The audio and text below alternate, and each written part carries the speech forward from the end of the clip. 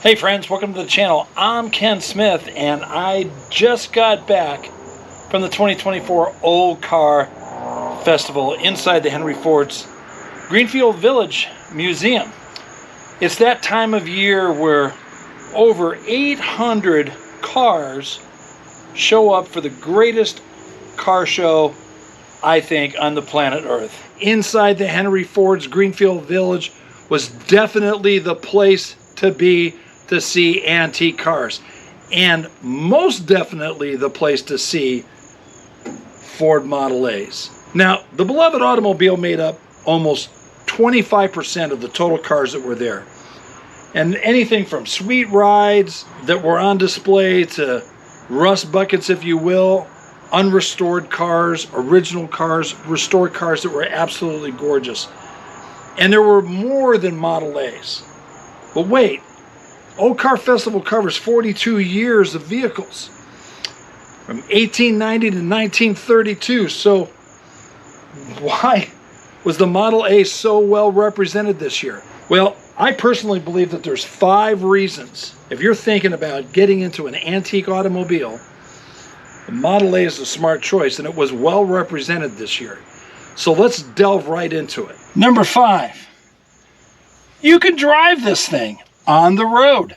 Okay, this one seems pretty obvious, but some restored vehicles, no matter how sexy they look, tend to putt along on side streets with lower speed limits. With higher speeds and better brakes, Model A's are known to drive pretty darn well on modern roads. Despite being 90 plus years old, many Model A's can cruise easily at 40 to 45 miles per hour thanks to an engine exactly twice as powerful as its predecessor, the Model T. And the Model A's mechanical brake system on the wheels, admittedly less secure than a hydraulic brake system, is safer than the Model T's mechanical brakes on the transmission. Of course, Model T's are still extremely popular and drivable, but most vintage car owners want to show off their prized vehicles on the open road, just like I do. And the Model A gives us more route options. Racing down the freeway might not be an option, but hey, give the car a break. The Model A is older than some of our grandparents, and my grandparents don't drive the freeway either. Number 4, you don't need a historian sitting next to you in order to drive a Model A. Many of the controls are quite similar to what you'll find on a modern car.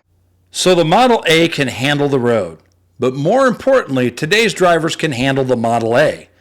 The car was the first Ford to have controls that we're used to, like gas pedals and a conventional gear shift lever, to name a few. Before the Model A, Ford's horseless carriages, like the Model T, were built under the assumption the driver only had experience driving. Well, a carriage, horse included. So it only kind of makes sense that, hey, this one's got at least a clutch and a brake pedal and a gas pedal and a stick shift and a parking brake lever. All seems to kind of function like a more modern car that we have today. Now, more modern controls in the Model A help drivers like me and you guess how to, put it in gear, make it stop. We might still need Google to do a search and go, how to drive a Model A, but at least we're not completely lost at the wheel. We don't need somebody sitting in the passenger seat scrutinizing every little thing that we do. Hey, to be honest with you, there's enough YouTube videos out there that within 5 or 10 minutes of watching them, we could probably figure out how to properly start the car and start driving and shifting. And if double clutching isn't your thing, well, hey, guess what?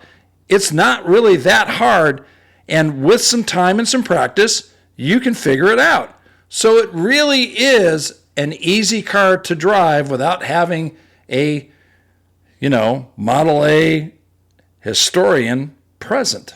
Number 3, replacement parts really aren't that hard to find. Now this one was a big one for me because I got to be honest with you, I had muscle cars from the 60s and 70s, and then I took a break for some 30 some odd years before I decided, hey, this might be fun to kind of own a vintage or an antique car and just kind of putz around in the town that I live. Well, I quickly realized when I was debating between a Model A and a 1930 four-door Chevy that I was looking at, man, parts for the Model A were pretty easy to find. Parts for the Chevy, not so much so.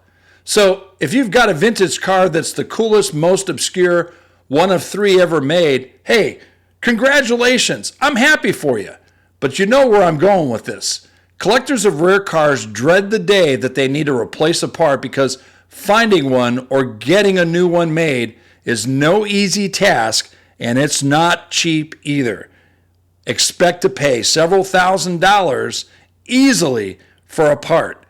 Now, not all car buffs have that luxury of that kind of time, energy, or money. But you see, with the Model A, a lot of original parts are still floating around out there since Ford built right around, 5 million Model A's between the 1928 and 1931 model years. And as my Model A love is no secret, there are now vendors who make less expensive and sometimes even more reliable copies of the vintage parts that we need for the Model A. So the Model A is a sweet vintage vehicle. Plus the replacement parts are comparatively easier to get a hold of, especially if you look at the right places, like several different major Model A suppliers that are out there. And there's lots of information on several different forums and classified ads. Now, I'm not saying that restoring a Model A is an easy task by any means, and obviously you've seen that in some of my videos. But the availability of parts opens up the art of car restoration to more of us because the Model A is fun to restore and maintain, not a giant migraine.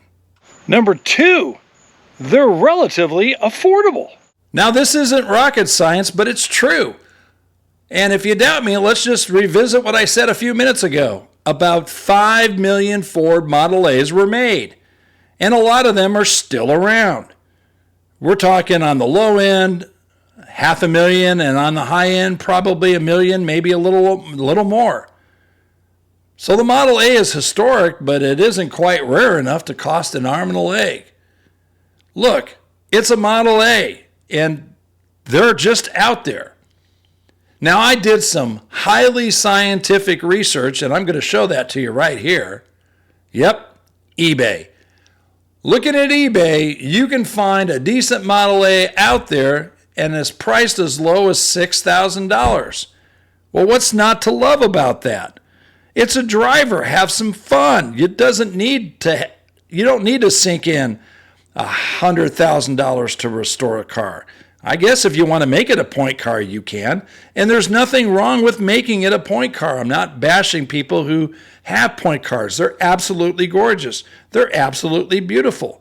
But look, if you're not a hands-on guy and you don't have the time that it takes to pour in hours and hours and hours and hours, and you don't have the financial resources to tie in thousands and thousands and thousands of dollars, and you can't afford to take it to some restoration shop that's going to charge you between $50,000 and $100,000 to restore a car that on its best day will never be worth what you sunk into, well, then don't do it.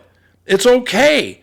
If you need to do a Earl Scheib, so to speak, paint job like what I did, I painted my huckster in the doggone driveway underneath a little canopy tent.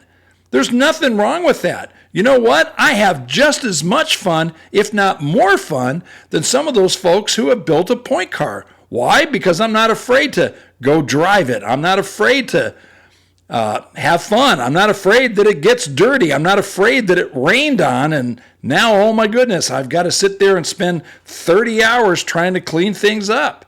So it's a fun car if you want to make it a fun car. And I challenge you to do that. And the number one reason, eye-popping colors and designs are out there.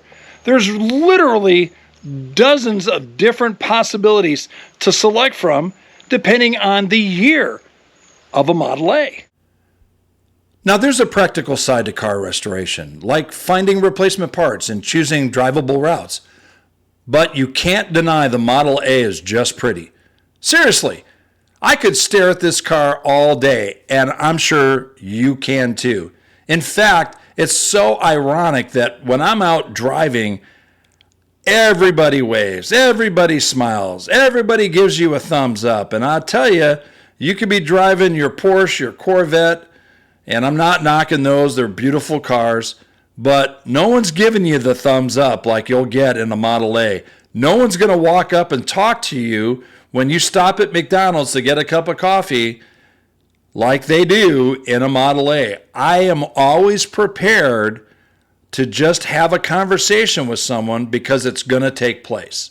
Now, getting back to those eye-popping styles and colors, the new sporty body styling of the Model A was an instant hit. Millions of people stormed Ford showrooms on December 2nd, 1927, because, as an Irving Kaufman song of the time period claimed, Henry's made a lady out of Lizzie.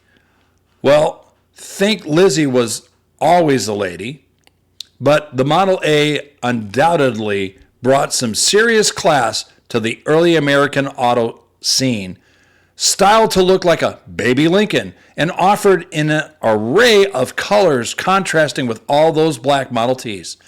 For all his mechanical prowess, Henry Ford didn't have much of an eye for style, but his son Edsel gave the Model A body the elegant finesse that we can't just get over today.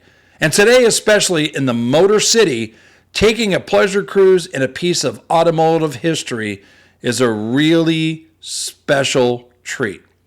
With the looks, the performance, and doable restoration, it's no wonder people love the Model A so much. So friends, if you're thinking about getting a Model A, don't think, just go ahead and get one. You won't regret it. Hey, hope you enjoyed this video. Have a wonderful day, but more than anything else, y'all be blessed.